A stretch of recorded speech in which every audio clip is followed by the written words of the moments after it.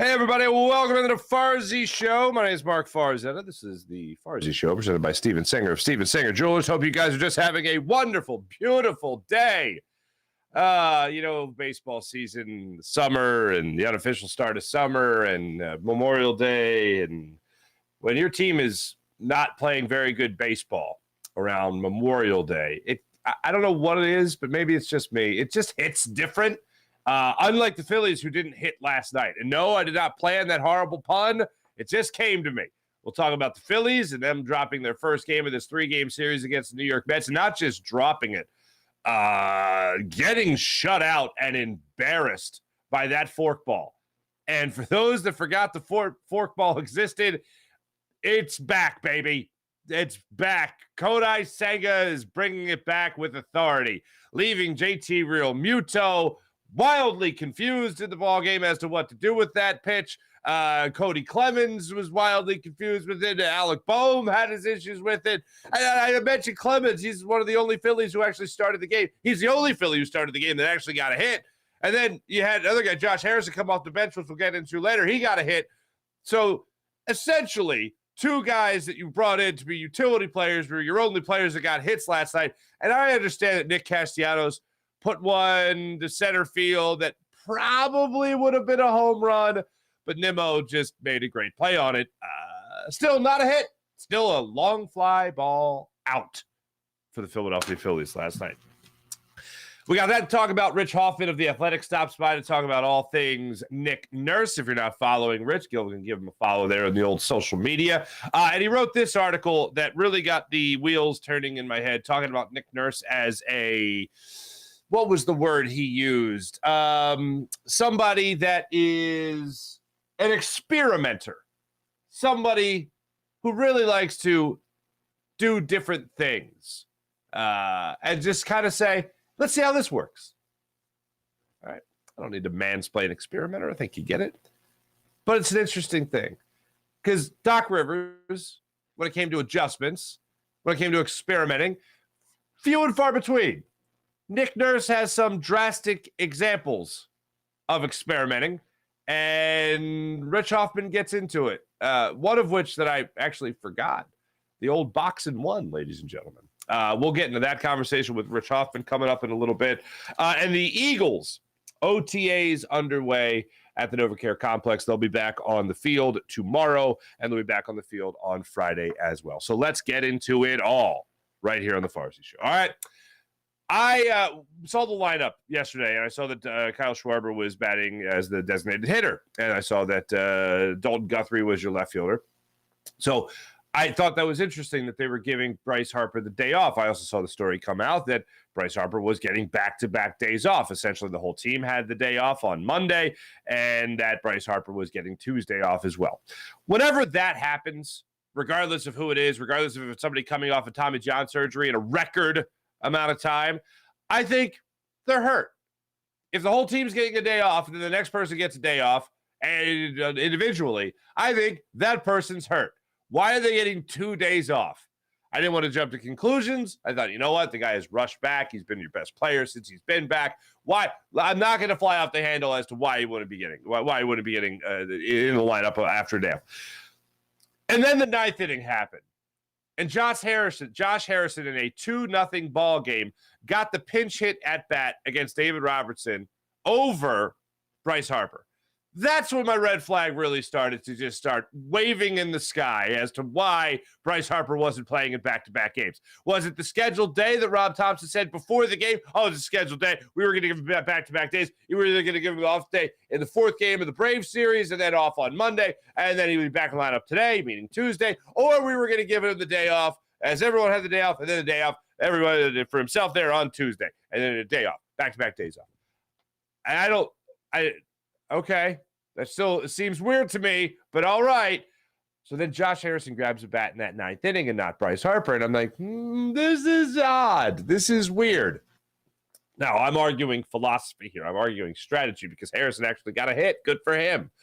But that didn't make me feel any better about Bryce Harper. So Rob Thompson, after the game, unfortunately we don't have audio of this, but our friend Corey Simon over there at NBC Sports Philadelphia put this out. Thompson on not using Harper off the bench in the ninth inning in a 2-run ball game. Quote, he's fine. He'll play tomorrow. Wanted to give him a full day off. Don't swing the bat. Don't get ready. A lot of times when they're pinch hitting, they'll take a lot of swings. Wanted to give him a full day off. Okay. So he'll be back in the lineup tomorrow, meaning today. I look forward to seeing Bryce Harper back in that lineup. So for you that went to bed, for anyone that went to bed not knowing that, for anyone that watched the game last night and thought, this seems weird, just know that Bryce Harper apparently is just fine and dandy and will be back in the lineup tomorrow.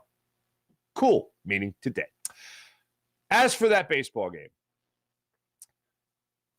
I mean, we've seen this Phillies lineup look foolish.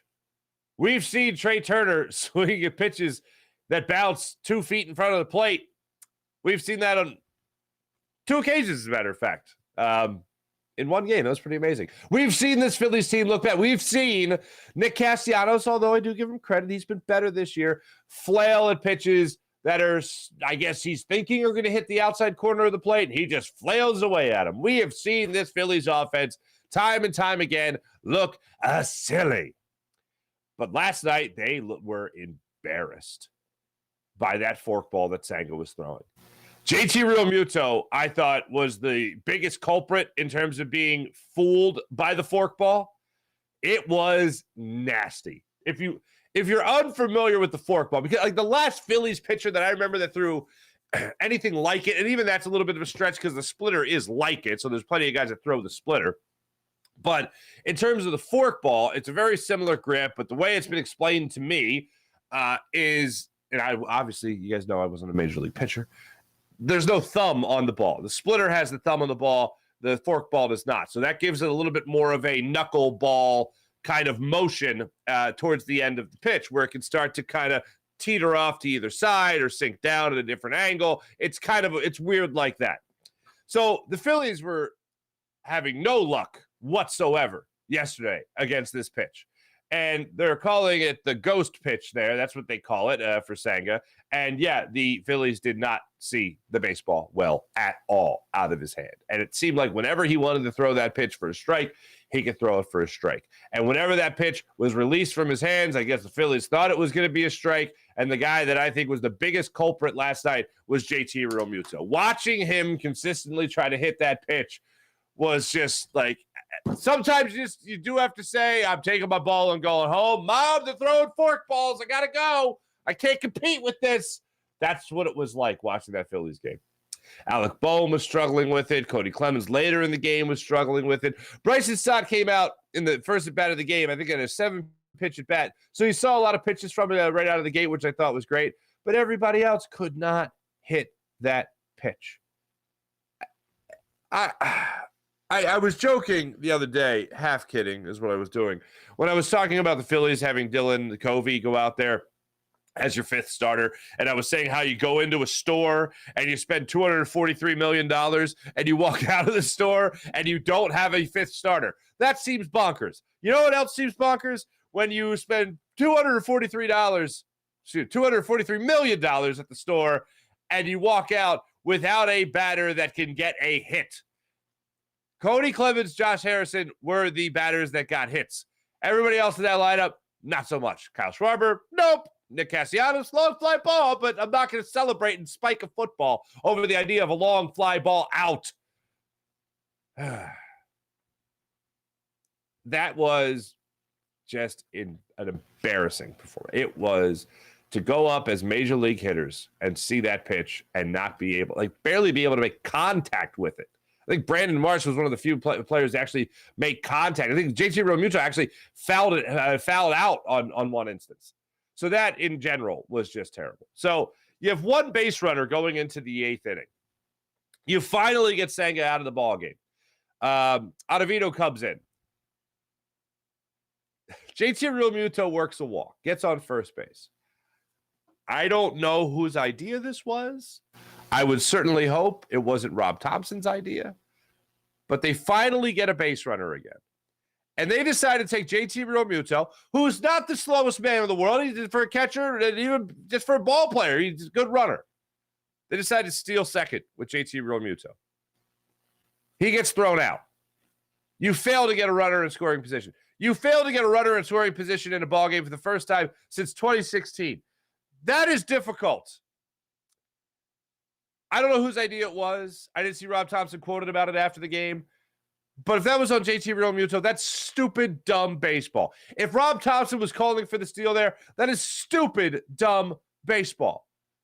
You have Alec Boehm coming to the plate. He's been one of your best hitters all year. You finally have Senga out of the game, and you're trying to steal second? Stupid. Why? Why would you do that? And look, I know Ranger Suarez was at 99 pitches as well, but taking him out at 6 2/3 when you have the 9-hole hitter coming up, that to me also does not seem like the best brand of baseball. There were so many problems that the Phillies compounded for themselves.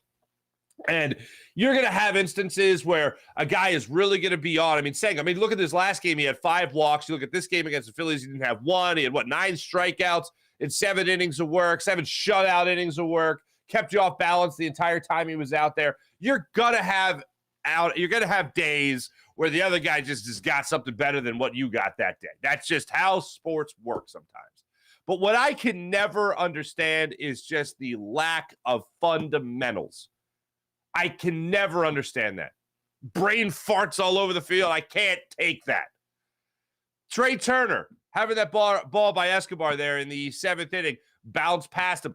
Bryson Stott not being able to get to his ball. Allowing Starlin Marte, and he's fast. I give him every credit in the world. But even him for being fast, you still should have been able to hold him at third on that play. For him to score on an infield single from second base is ridiculous.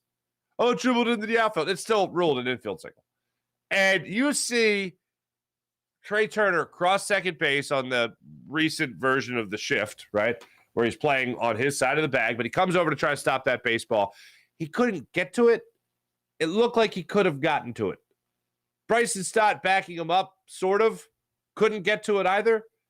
That just is a weird play to see how that ball, just seeing eye infield single, I guess, ends up being an RBI single.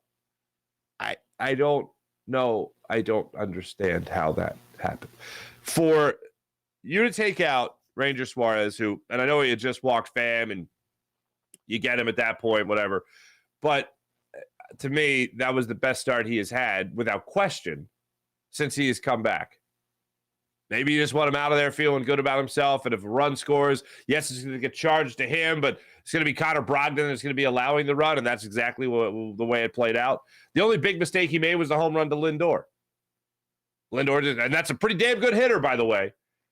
And they decided, all right, that 7th inning was that. 6 2/3. They go from Pham. After he walks Pham, they have Brogdon come in to face Escobar, the patented, infamous infield single, scoring a runner from second. Good times. Good times.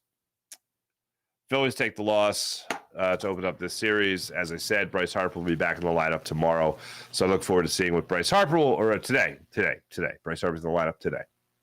Look forward to seeing what happens in that regard. There's been a lot of talk about Nick Nurse, as you would assume, on the national level. One of the big criticisms, and one of the few criticisms of Nick Nurse coming here to Philadelphia, is Joel Embiid. Now, Joel Embiid is signing off on this, as we all know. I was reading to you guys yesterday what Keith Pompey had to say about it, about the two meeting, about Nick Nurse and Joel Embiid having a conversation. It went well, so there's no question that Joel Embiid signed off on this. There's no way they're meeting and Joel Embiid says that guy's an idiot, and they still sign him as the head coach. So the big criticism has been the minutes of Joel Embiid. If you're a starter with Nick Nurse, you're going to log a lot of minutes. That's been the case. I don't think that's going to be as big as a problem as some people think for Joel Embiid. In terms of Joel Embiid all of a sudden having to play more minutes than he's ever played in his career, when the big goal should be whether or not you're going to have him ready to go come playoff time. I think Nick Nurse is going to adjust. I think Nick Nurse is, to use that buzzword again, going to experiment.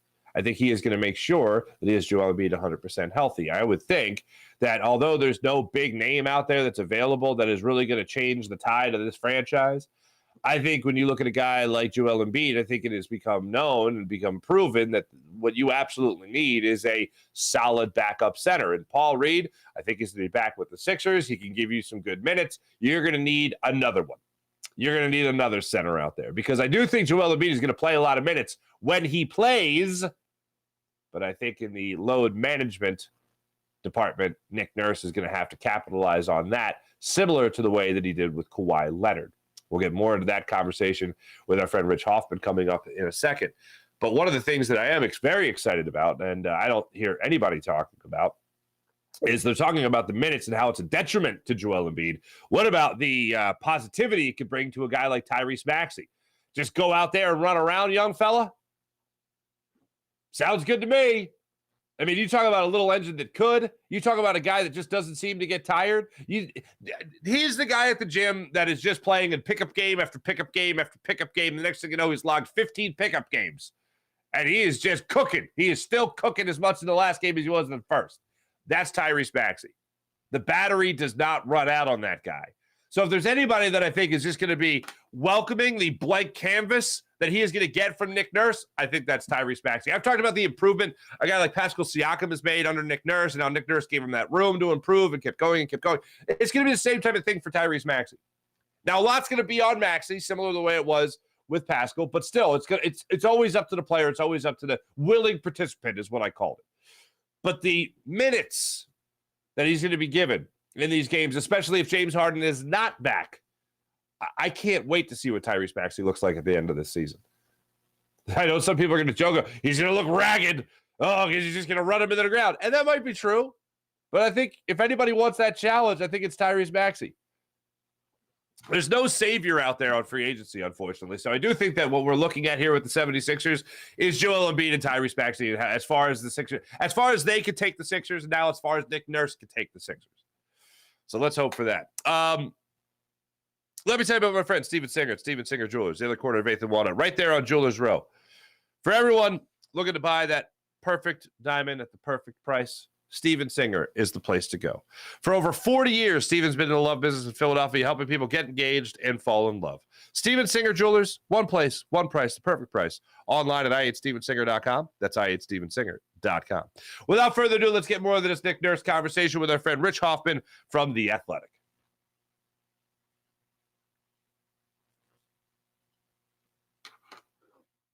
Hoffman Orthopedics guest line from theathletic.com. Sixers writer Rich Hofmann. Rich, how you doing, man? Mark, I'm doing well. How are you? Good. How disrupted was your Memorial Day? Where were you when everything started to break? Was it too disruptive or was it okay? Yeah, I had just gotten home.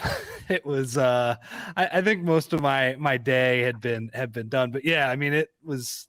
I was not planning on doing anything the rest of the night. And then I think at 4:00, you get the, you get the alert. I did sense that it was coming at some point here. It seemed like the Sixers were getting closer to Nick Nurse, and kind of those two were circling each other, I would say kind of over the weekend. But no, I didn't exactly expect it to happen when it did on Memorial Day. But unfortunately, that's part of the gig. Yeah, right. If people aren't following you on social media, make sure they're following you on Twitter. Rich_Hofmann. That's HOFMANN. So don't forget that.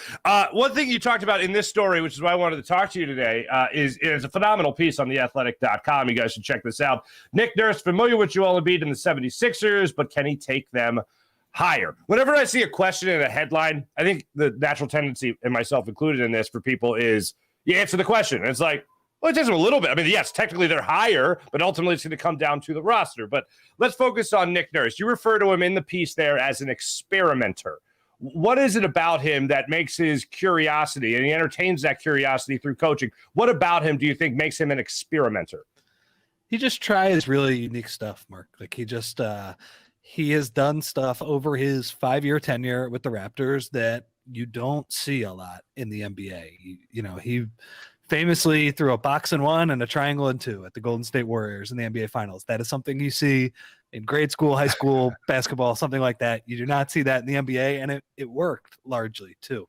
I remember there was a game a couple years ago. The Sixers actually won the game, but they were up by a lot, and they almost lost because the Raptors pressed, full court press at the end of the game. And that is also something you do not often see in the NBA. And some of this was he had a funky roster that he could experiment with. They played like a very aggressive style. They pushed the ball. They rotated like crazy. They double teamed Joel Embiid crazier than any team in the league. So they, from kind of a tactical standpoint, he just coaches in a way that's different from a lot of people. I guess my question is moving forward is, yeah, sure. I'm sure you can experiment a little bit with the Sixers, but the fundamental difference in coaching a team full of 6-7 guys who are long and athletic, but can't really shoot and, can't really create offense, going to the Sixers who have Joel Embiid on one end, right? 7-footer who likes to stay around the rim. We'll see what happens with James Harden, but Tyrese Maxey, at least, maybe Tyrese Maxey and James Harden on the other end. It's a more traditional team that has better offensive pieces. I'm very interested to see, but I think it's certainly fair to say that Nick Nurse tries stuff. That's the best way to put it. What I want to get to what this means for James Harden and what it could mean for Tyrese Maxey as well. We'll certainly touch on Joel Embiid, but did it simply come down to, because I look at the Suns, I look at the Bucks, and they're two teams that I think would love to have the services of Nick Nurse. If you're Nick Nurse, why would you choose Philadelphia? It's a good question. I mean, I think part of it is, as much as Josh Harris is not beloved in this city for obvious reasons, because it seems like he's owning a rival team in every other sport. It really, like, he's got the whole arena deal, which is another, I know that's a very controversial subject. We'll see what happens there. He is well thought of in NBA circles. Like they as an organization, the Sixers are well thought of. They pay their executives, they pay their coaches. Obviously, they have very good facilities. I think everything except the arena is like considered to be pretty high level, if not the top first class level. It's pretty close. So I think that is part of it. I think Daryl Morey being here is part of the reason Nick Nurse decided to come. Daryl Morey is considered to be one of the best GMs in the league, and it's somebody who Nick Nurse has a pre-existing relationship with. Daryl Morey was the GM of the Rockets when Nick Nurse was working in his organization as the G League coach. And by the way, I think that has kind of been mentioned as a footnote type thing. There, over the years, I would say the Rio Grande Valley, whatever the name of that team is, I think the Valley Vipers. Vipers, yeah. The Rockets worked closer with them and experimented more with them than pretty much any team in the league. At that point, they tested out all of their offensive ideas. They shot 1 million threes. Robert Covington started there. I remember he would tell me about that. So basically, they have a pre-existing relationship, and Daryl Morey is well thought of, and that's a partnership. And then the third reason is Joel Embiid. Now, you could argue that, hey, Phoenix has Kevin Durant and Devin Booker. They're pretty darn good too. Giannis is an unbelievable player in Milwaukee, but there are a lot of different factors. Nick Nurse was in the running for those jobs. I think some people would push back and say, oh, maybe he was not offered that Suns job yet, but he certainly was near the top of the list for all of those teams. I kind of would be surprised if he really wanted to go to one of those two places. He couldn't have gotten that job, just considering those are all-in teams. This guy is a proven championship level coach. I kind of would be surprised because he's pretty well thought of. But yeah, and the Sixers got him, and I think that's a reflection on not only Joel but also the greater organization. Let me ask you this here, and I'll preface the other question with this. Do you think it's a good idea or a bad idea for James Harden to come back to Philadelphia? For the 76ers to win, is that a good thing or a bad thing for James Harden to come back on, let's say, that 4-year, $210 million deal? I think that would be a bad idea, Mark. But here's the part of the reason that I think that would be a bad idea, and it's something I fully am still trying to grasp my head around. It's something that people in NBA circles have talked about. The CBA just changed. They enacted a new collective bargaining agreement, and basically, without getting too nerdy here, there's this thing called a second apron, which basically I think there are these teams like the Warriors and the Clippers, and I would even throw in like the Sixers at some point here and the Celtics that spend a lot of money. There is essentially going to be a hard cap at some point in a way that has not been the case over the past years. And I think what's going to happen with that, Mark, is that most teams are going to have 2 stars. They're going to have 2 guys that are super highly paid. And then you're going to need to fill out the rest of the roster a little more, 10 million to a guy here, 15 million to a guy here, 5 million, whatever. I think it's going to be different now than when you have 3 max guys at this point. And I guess that is what is holding me back on Harden, because you have Tyrese Maxey, who is not as good as James Harden yet. He's much younger, and I think the hope is that he will get to that level at some point, or he certainly will pass James Harden at some point, because James Harden is only going to go down. But he's due a huge extension next year, and he's going to make a lot of money. You have Joel Embiid already on a supermax contract. So I certainly think the 4-year, $210 million is a bad move. Now, that said, like for next season, would the Sixers be better if James Harden is on this team? Absolutely, 100%. They can't really replace him next year. They'll have like a $12 million mid-level exception. Maybe they could move Tobias around, but I think for the most part, like if he leaves, they're likely going to take a step back next year. Now, it might not be too much of a step back. It might be they're just another second-round team again, but their ceiling isn't as high as it was this year. But I think in terms of like long-term planning, 4 years, 210, that sounds like a bad idea to me. Okay. All right. So you and I are on the same page there. So does the Nick Nurse signing here, does hiring Nick Nurse make it more likely or less likely that James Harden will want to come back to Philadelphia? I would say less likely, just because and it really doesn't have anything to do with Nick Nurse. Although I will say, like, just from starting, like Nick Nurse is a high effort kind of guy. Again, like I told you, he does those crazy things in Toronto. Part of what he did was he forces his guards to pressure the ball in a way that's weird. Like the Sixers are more of a kind of lay back type of team, contain the ball. Like Nick Nurse is about like actually pressuring the ball in a weird NBA way. That requires a lot of effort from your guards. And I think James Harden has been a very good player for the Sixers. I know people are disappointed with the playoffs and kind of the lows of his playoffs. That's just not what he's good at, though. Like he's not a very good ball pressure type of guard. Tyrese Maxey might be able to play that system, but again, he's not a very good defender either. But I think the real reason that it's less likely that James Harden will come is that Mike D'Antoni is not the coach, right? And if Mike D'Antoni was here, the guy that Harden and Morey kind of orchestrated those great Houston teams, Harden had the prime years of his career, all of that individual success, that would have signaled to me more that, okay, they're trying to get Harden back here. Like that would have seemed like the obvious olive branch to James Harden. The fact that they hired Nick Nurse, I think just because he is not Mike D'Antoni automatically makes it less likely that Harden is back. But I also don't think it's disqualifying either. Okay, fair enough. So I am really excited to see the way, like, for instance, Nick Nurse, I thought worked well with Pascal Siakam. You saw all this maturity from Pascal Siakam. He became this 2-time All-Star, most improved player and all that stuff. And I'm thinking if he can do that with Pascal Siakam, what can he do with a guy that's already a little bit more polished with Tyrese Maxey? Is that something you can look forward to? Is that something we can expect greater things with Maxey as time goes on with Nurse as his head coach? Or is it just going to be all up to Maxey to improve? I think it's going to be on Maxey. It's funny that there were some guys, and it's funny because D'Antoni would have sent the wrong message in terms of, maybe placating to Harden a little bit. I would have been really curious to see what Tyrese Maxey looked like if Mike D'Antoni was the coach. Mike D'Antoni has coached a lot of excellent guards and gotten the best out of them. Nick Nurse does not, Siakam's development was very impressive, and it's hopefully something that he can kind of bank on, but I don't view him as much of a developmental coach, to the point where over the past couple of years, the Raptors starters have played more minutes than any other starters in the league. And part of the reason that he and the Raptors moved on, I think, even though Masai Ujiri would plainly say this guy is a good coach, is that he didn't play the guys at the end of the bench. And I think, like, look, the way that got described to me is like, it's a little bit of a chicken and the egg there. I think, like, maybe Nick Nurse would admit, okay, maybe I went a little bit too hard for regular season wins and rode these guys a bit too hard.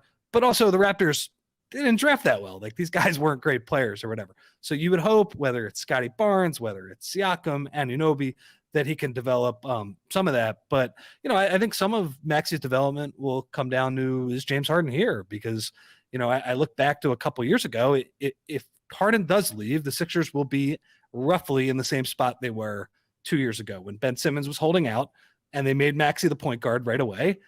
And he had the ball in his hands. And I think, Tyrese still needs to prove a lot in terms of like being a floor general, becoming a better passer, kind of making those advanced reads that James Harden is capable of. I'm not sure we have seen that yet from Tyrese, but some of it will come down to opportunity. If he gets that same opportunity he did 2 years ago with a lot more polish under him and a lot more kind of confidence that, hey, I'm a really good NBA player at this point and not just a guy, who had a couple good playoff moments as a rookie. So I think that'll do it. But I certainly I look at Nick Nurse more as kind of a win now coach than a developmental guy. That doesn't mean he can't get through to Tyrese Maxey, but I think to answer your question, I think it's going to be more on Tyrese to get that done. Gotcha. All right. So you mentioned the minutes, you mentioned relying on your starters. If you're an anti-Nick Nurse guy, which I haven't heard many people, but if you're an anti-Nick Nurse guy, the thing and the phrase and the stat that you're living on is exactly what you mentioned, that he plays his starters into the ground, which is the exact opposite of what you want to see for Joel Embiid. So how does this marriage now work? How does it benefit? How does it hurt Joel Embiid? What's the expectation for the Nurse Embiid era in Philadelphia? I certainly think to start, he's going to have to, and by the way, like Nick Nurse isn't a dummy. Like I think he will change up his philosophies a little bit, but the first thing is like, you can't play defense like the Raptors did, where they had their 5-man blitzing pick and rolls and switching. Joel can't do that. He shouldn't be doing that.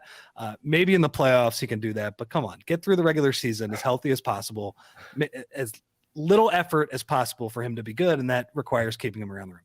That's the first thing. Now, the minutes thing is a little bit of a recent development, I would say, because it was pointed out to me that Nick Nurse's first season, when the Raptors beat the Sixers and then they won the championship, during that whole year, he had to deal with Kawhi Leonard. And, Kawhi Leonard doesn't play every third game, even at the best of times. And Nick Nurse found a way to load manage him throughout the season and got him to the playoffs to the point where he was healthy and he was a killer.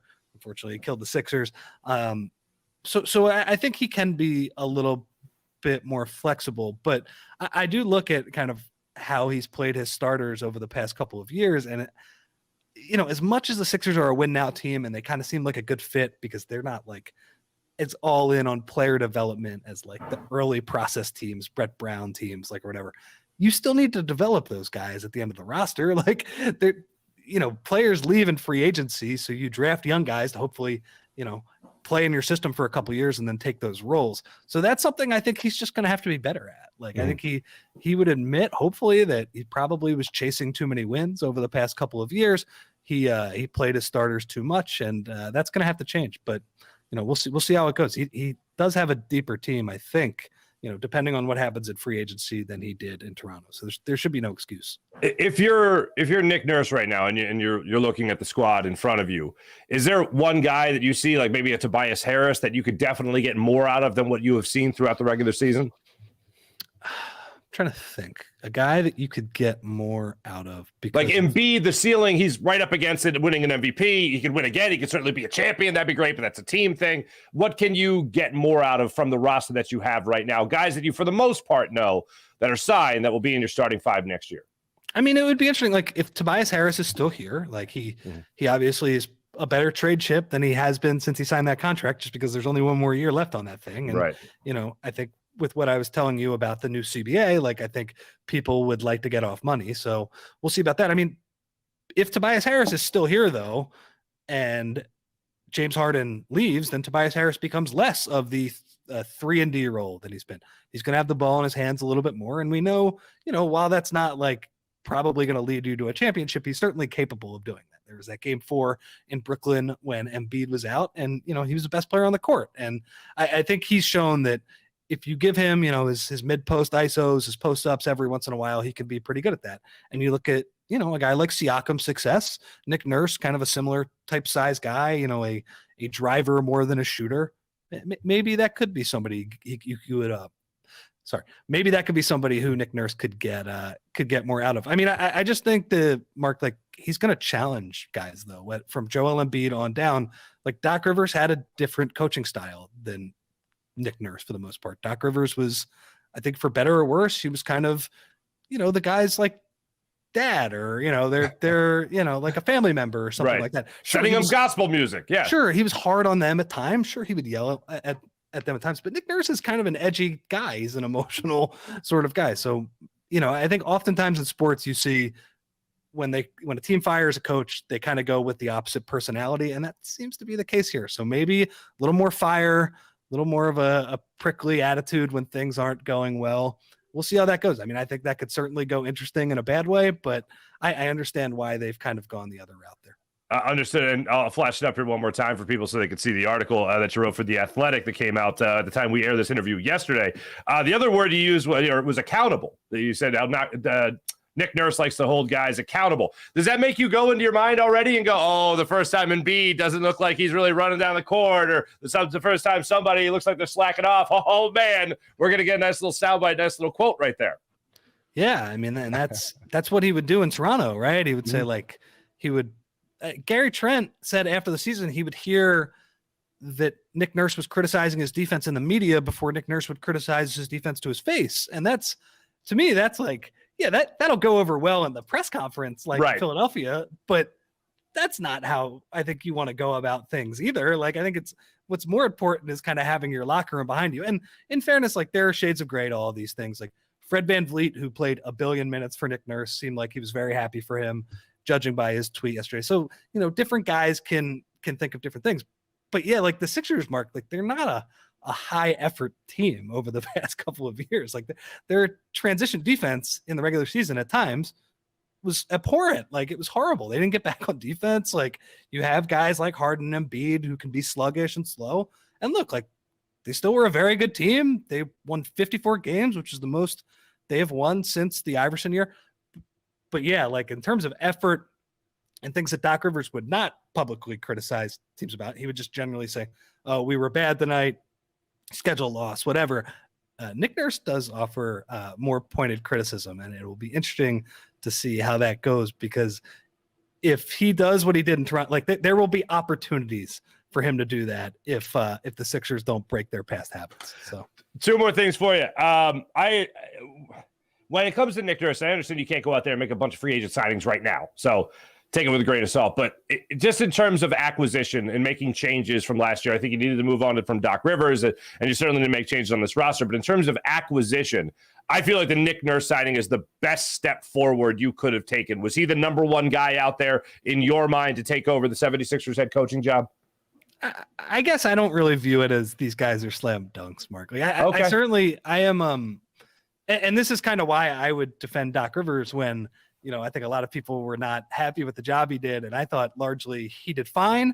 I understand why they moved on from him. Like, I think it's a results oriented business. If you don't get out of the second round, you got 3 shots at it. Okay, move on. That was what Brett Brown got as well. But for the most part, like Doc got Joel to an MVP level. Right. Tyrese Maxey got a lot better under Doc, those type of things. So I don't think this is like an automatic fix. But in terms of like strengths and weaknesses, like you could talk yourself into all of those guys. Like you could talk yourself into them. You could talk yourself out of them. We've kind of done the 20-minute version of talking ourselves in and out of Nick Nurse here. But I certainly really respect what he did in Toronto. Like he's certainly a super unique thinker. I think when he comes into Philadelphia, no matter who he is coaching, if it's James Harden, if it's not James Harden, like he's certainly going to have a level of cachet, like gravitas from his past accomplishments. Like he has come in here with, a legit resume. And Daryl Morey mentioned that at his postseason presser, where he was like, a first-time head coach, this is a tough gig for that type of person. So they certainly went with somebody who has been proven to do it. Now, will it work? I'm not sure. I think it more matters on, all right, is Joel going to start playing better in the postseason? Like, is that going to happen? Are they going to just be a little tougher as a team, like a little more mentally tough? You watch a team like Miami, I just feel like there's just something different about kind of their culture and just how they approach these tough games. But I certainly don't think it's a bad hire at all. Like this is okay. This is an accomplished guy. Fair enough. All right, last thing for you. I know we could say this a lot, but I don't think we're talking about Nick Nurse unless Kawhi Leonard comes to Toronto and helps them win that championship. So yep. I think that's an obvious thing to say. But if you reverse it for a second, what's more important, I think, to people in Philadelphia right now is whether or not Kawhi would have gotten that ring in Toronto if they would have won the championship in 2019 without Nick Nurse. Because as you mentioned, very experimental, not afraid to change things up and even go to an 8th grade style of defense, really. So do you think the Raptors would have won without him as their head coach? Let's say they held on to Dwayne Casey for another year. Would they have won that championship without Nick Nurse as their head coach? It's hard to say. I mean, so it's funny that Sixers series, if I look back at that one, I actually thought Brett Brown. I thought he was great. I thought he was great. I thought he was really good in that series. I mean, the specific move you can point to is that he put Embiid on Siakam and completely changed the series after Siakam torched them in game one. And, the way they lost was that Kawhi was insane. And, Nick Nurse's offense at the end of that game was not anything to write home about. It was Kawhi shoot every time down the court. Right. Hopefully we have more points than the Sixers at the end of the night. And they had 2 more points than the Sixers at the end of the night. So, but look, once he got past that moment, I thought he did a really good job. They were in an 0-2 hole against Milwaukee. Thought he definitely got the better of Budenholzer in that series. And then, he caught a nice break in the finals. Like Kevin Durant was not available for most of that finals. Klay Thompson got hurt.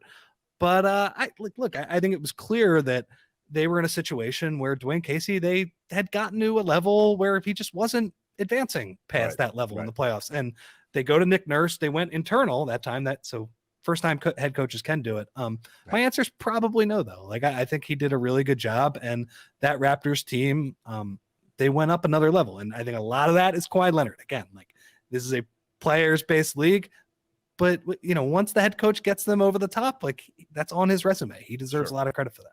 I'll tell you, when I go back to that series, that Toronto Raptors series, obviously there's quadruple doink there, but I think Brett Brown actually did a wonderful job in that series. And then I think about Nick Nurse, just when it came to having to push buttons, he certainly pushed a lot of them. Rich Hofmann, I appreciate you greatly. Thank you so much. Show the article one more time so people can see it on The Athletic. Make sure you guys do that, and make sure you guys also follow Rich Hofmann on Twitter so you can see all his wonderful and very intelligent thoughts when it comes to the basketball world and many other things as well. Rich, great catching up with you. Thanks so much. Thanks, man. See ya. My thanks to Rich Hofmann for taking the time to join us yesterday. I would have to agree that this doesn't really move the needle in terms of the small crowd that wants James Harden back. I think this is, without question, a Joel Embiid move. Now, I'm seeing just crazy things being thrown against the wall now about Joel Embiid. And the Sixers possibly trading him to, like, the New York Knicks is the hottest name that's attached, the hottest team name that's attached to Joel Embiid. You're not bringing in, not that there was really a huge chance that the Sixers were going to do that. Even with me saying the Sixers would have to take calls now, they'd have to at least listen to offers for Joel Embiid. They're not doing that. Nick Nurse is not signing here with the 76ers to be part of a rebuild. That's not happening. That is not why Nick Nurse is here. And they're certainly not having Joel Embiid meet with Nick Nurse if their intention is to trade Joel Embiid. So let's just, for anyone that wants to go with the piping hot takes, let me throw some ice cold water on that for you. They're not trading Joel Embiid. But as far as the James Harden deal, I don't see how this move makes James Harden go, oh, yeah. Let me be part of that Nick Nurse offense. Okay, sure. And defense. Oh, no way in hell. That's the way I look at it. And like Rich and I were talking about there, I know a lot of people will talk about the defensive strategy of Nick Nurse because that triangle and 2 or the box and 1 that he threw at Golden State in the finals in 2019, a lot of people will talk about his defense and how he likes to make sure that everybody can cover everybody. And it's almost like a motion defense, if you will. It's crazy in terms of how active you are defensively. That's not something that's going to attract James Harden. And it's one of those things, if one card falls out, the rest of the house of cards comes falling down. So I don't think James Harden is really going to be attracted to that when it comes to Nick Nurse. I think Nick Nurse signed this deal because of because of his relationship with Daryl Morey, as it's been noted, as we talked about yesterday, as we just talked about there with Rich Hofmann. I also think Nick Nurse is coming here because he loves the idea of coaching Joel Embiid and Tyrese Maxey. And what Rich Hofmann got into there is an interesting point. He's no dummy. Joel Embiid's not going to be playing 50 minutes a game. Like, that's not happening. He is going to manage this well. Tyrese Maxey is the guy that's going to be logging a lot of miles this year. If anyone is going to have an increase in minutes and miles, it is going to be Tyrese Maxey. And it's going to be with the goal in mind that he's going to play 75 games, 80 games. It's going to be that he's going to be playing almost every single day. And that's good. That's great. That's what basketball players should do. But if you're going to have him playing that much, I think Nick Nurse is going to have the right adjustments in mind in terms of availability on a game-by-game basis, or week-by-week basis, I should say. So I don't think he's going to run anybody into the ground other than Tyrese Maxey. And maybe Jaden Springer's the guy that comes along here and you see what he's got. But yeah, I think that when Joel Embiid is going to be available, I think he's going to be playing a considerable amount of minutes. And in today's where he is not, I think you're going to, I know load management is the buzzword. The buzzword right after that was minutes restriction. And I think you're going to see something similar there that you saw with Kawhi Leonard in 2019. So I think that's what we're going to get out of that. As far as being an experimenter, as far as what it means for James Harden, I look forward to seeing the impact it's going to have on the Sixers roster. But make no mistake about it. I mean, simple, very simple, obvious news. This is a win now type of hiring. Goes without saying. So any delusions of blowing it up, let them die right now, a quick death. There you go. Let me tell you about the great people at Manscaped. Manscaped.com, the leader in below-the-waist grooming. Join 4 million men worldwide who trust Manscaped. How about that? 4 million men worldwide. People enjoy the Platinum Package 4.0, which includes their Lawnmower 4.0 trimmer, as well as their Weed Whacker ear and nose hair trimmer. And yes, they come with skin-safe technology that helps you reduce the risk of nicks so you can manscape with confidence and comfort. So try Manscaped. Go to manscaped.com. Use promo code Farzy for 20% off and free shipping at manscaped.com. How about the amazing people at Freestone Farm CBD? FreestoneFarmCBD.com. Oh, all organic inputs, ladies and gentlemen. And they grow all their premium hemp flower in the Garden State. So enjoy all Freestone Farms has to offer, whether it is winding down at the end of a long day or cooling down after a workout. Try Freestone Farm CBD. You'll love their tropical tasting Bayoxycloxin and a chart-topping 24.1%. And Super CBD, which is half Hindu, Kush, and 21%. Genetics of these guys are off the charts. So try Freestone Farm CBD at FreestoneFarmCBD.com. How about PHL Sports Station, Philadelphia Sports Station, enhancing your Philadelphia sports fandom through social media and blogs, PHLSportsNation.com. Let's get into the chat check, see how you guys are doing after that rough Phillies loss last night, embarrassing Phillies loss, and also what you have to say about Nick Nurse coming here to Philadelphia. April, starting off on the Farzy Show page. April, good morning. Sean Kilrain, what's going on? Sean Kilrain, why is Kyle Schwarber trying to kill the baseball instead of just trying to hit the ball? Because that's what Schwarby does. That's what Schwarbomb does. It's Schwarbomb or bust for Kyle Schwarber. I don't look, that's just who he is. That's just who he is. I don't have any other explanation for it. I wish I did.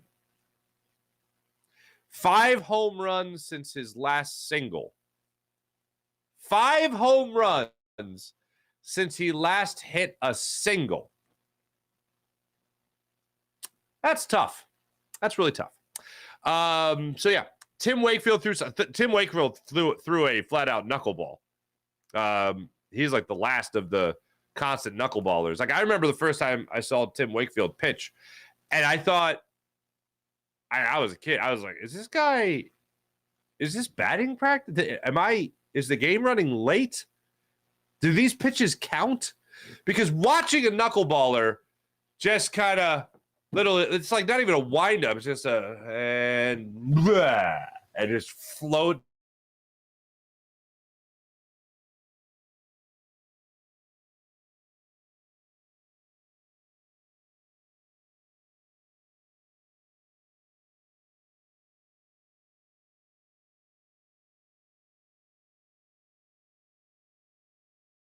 Me?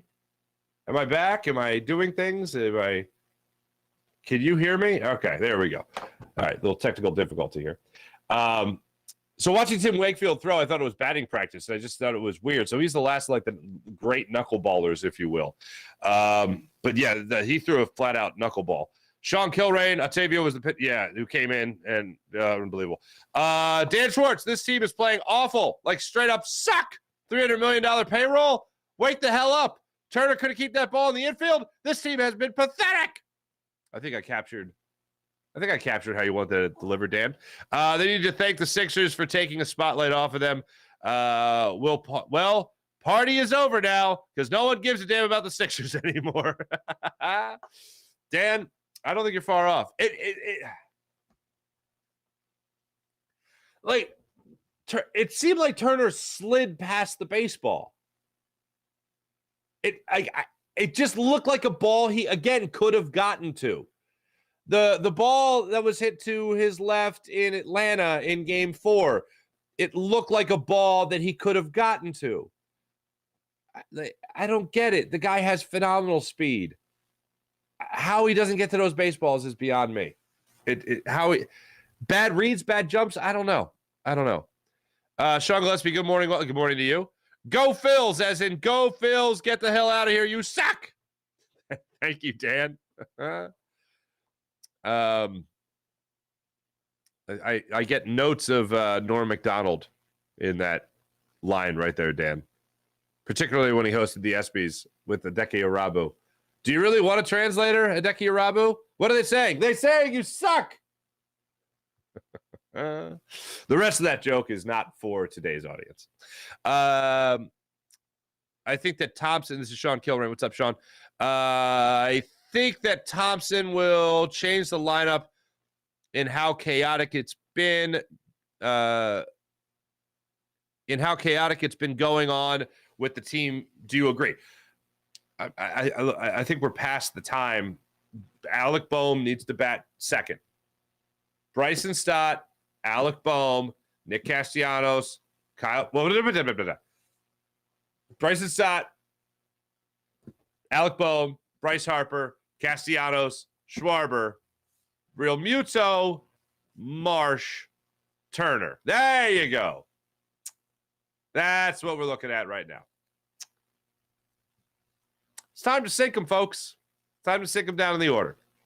It's post time. He ain't getting any better. Last night on the post-game show on the Jacob Media, I'm going to jump over to the Jacob Media YouTube channel in just a second. But last night on the Jacob Media YouTube channel, I was getting into on the post-game show, I was getting the idea that, like, where do you have confidence that the Phillies are going to turn it around? I know the jokes are fire Girardi, okay, fine. But in reality, Rob Thompson has not looked good this year. He has not pushed the right buttons this year. And one rare exception is he puts Josh Harrison and at least gets a hit. Okay, cool, but I still rather have seen Harper in that spot. So, if the signal was coming from the bench for JT Realmuto to steal in the 8th inning, that's just dumb baseball. But what gives you the idea that this team is going to turn it around? Let's just single in on Trey Turner. He is getting worse. He's not getting better. The average is down now. Let's see if I can pull this up real quick. 248 was what Trey Turner is hitting on the season right now. 240 is what Trey Turner is hitting on the season with a 285 on base percentage. Dear Lord. It is post time for him to be moved out in the order. Stott. Let me see if I do this right. Stott, Boehm, Harper, Castellanos, Schwarby, Real Muto, Marsh. Yeah, 8-hole hitter. Marsh, and then Turner. Yep, $300 million hitting out of the 8-hole. Good times. Good times. That's where we're at, though. It's the reality of it. Mia Sanchez, Harden is out, but I'm okay with it, as am I. He was only here because of Simmons. Embiid and Maxey are the stars of the Sixers now. I think Maxey is going to turn a lot of heads next year. I'm really looking forward to that. Well, at least the Phillies can't lose more than 14 games to the Mets anymore. But why we met cursed? I don't know. Again, Schwarber is the face of the result of our bad farm system. If only we had a real left fielder. Yeah. Mia Sanchez, I agree with that. I really, what I think it's a result of it, like, I guess he's just so implanted in the outfield and a designated hitter. That's all he can do. Like, if he plays first base, I think that solves a lot of problems for the Phillies. If Bryce Harper isn't hurt, I think that solves a lot of problems for the Phillies. I mean, the only way this gets better is if guys get healthy. Maybe you're able to get something out of Derek Hall as your first baseman. Alec Boehm can still just settle into the third base, which, by the way, he fielded a couple bullets yesterday at left field, man, just perfectly at third base. And he's been great for you in the batter's box as well, so that's pretty good. The power numbers, obviously, I want to see them get on the rise. But as far as hitting with runners in scoring position, he's the guy you depend on more than anybody in this lineup. So that's clutch. But yeah, you get some guys back healthy, like Derek Hall, for instance, and all of a sudden Alec Boehm can at least just settle there at first base. But first base hasn't been a huge detriment. When Cody Clemens has gotten starts, he's played well. But yeah, if Kyle Schwarber could be your DH or be your first baseman, it would really change things up greatly. And if Bryce Harper, after the All-Star break, can play first base consistently, then that opens up the DH spot for Kyle Schwarber. But then who do you put in left field? Do you have Dalton Guthrie as your everyday left fielder? What happens next? So it's tough. John Cheeseborough, what's up, brother? Good morning, Farzian Society. Good morning, John. Good morning, PJ. Gabe Kapler, Farzy, 1920s Farzy, NPR Farzy. Well, thank you very much. Well, thank you very much. Well, thank you very much. Sean saying hello. John saying hi to everyone. First thing what Nick Nurse has to do is alleviate what he has, evaluate what he has. Sorry. Nick Nurse has to evaluate what he has and learn from Sirianni and design a scheme based on what the roster does well and what they're able to do. Another focus has to be rebounding. You're going to have to get two. You're going to have to re-sign Chris Paul, B-Ball Paul, and you're going to have to bring in another center. So substantial. Somebody that can also play with Joel Embiid at times as well. Sean Gillespie, what's going on? Saying hi to Cheese. John Cheeseborough, it says a lot that Nurse chose the Sixers job over the Bucks and the Suns. If you asked me last week, I would have guaranteed he'd be in Phoenix or Milwaukee. I don't disagree. They asked me on CBS 3 2 weeks ago, or a week ago, what do you think about Nick Nurse? Where do the Sixers rank in terms of order? If you're Nick Nurse and you can pick your spot, let's see, Bucks, Suns, Sixers. Because I want to go to a place I feel like I can win. Bucks have a better chance. Suns have a better chance. Sixers third best chance. He's got that relationship with Daryl Morey, Josh Harris, as Rich Hofmann just talked about. We'll write a big fat check to somebody. He wrote a big fat check to Nick Nurse, and here we are. So yeah, Sean Kilmer, what's going on? John Cheeseborough, the only deal Harden I'm interested in is a sign and trade. I concur. April, Nurse knows what he is getting into with Joel. He's not a moron. I 1,000% agree. John Cheeseborough agreed. No chance Nurse takes his job. All for Embiid to go bye-bye. I agree. April, your internet said no. No. Sean Gillespie, Farzy, I thought you were just posing. Right? Let's jump over to the Jacob Media chat, see what's going on. John Carter, what's up? John Carter says, what's up, brother? Stay blessed, mighty and strong. Back at you. Babs, what's up, Babs? Good morning, Farzy. Oh, Rich didn't like Nick Nurse 2 months ago? Ooh, I did not know that. I was unaware of that. Thank you, Babs. I'll have to ask Rich about that next time we talk to him. Thanks, everybody in the chat. You guys are great as per usual. Let's get to the morning rush brought to you by Sky Motorcars, SkyMotorcars.com. Phillies now 25-29 on the season.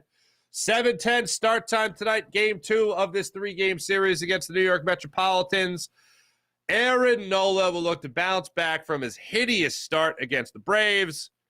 He'll go for his 5th win of the season. Carlos Carrasco, now 36 years old. Carlos Carrasco, former Phillies farmhand Carlos Carrasco, will get the start for the New York Mets. He's 1-2 on the season with a 6.75 ERA. He is coming off a very nice start against Chicago Cubs. It was a 10-1 win for the New York Mets. He went 6 2/3, allowing 1 run on 5 hits. It was a solo home run. But Carlos Carrasco, once a farmhand with the Phillies, that got traded for the original Cliff Lee, got traded in the original Cliff Lee deal 14 years ago, when the Phillies acquired Cliff Lee in 2009 and sent catcher Lou Morrison, shortstop Jason Donald, not Donaldson, as we tend to do, mess up people's names like that. Jason Donald, who's going to be the replacement to Jimmy Rollins and was not.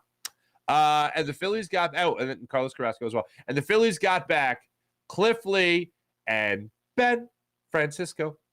What a time. What a time.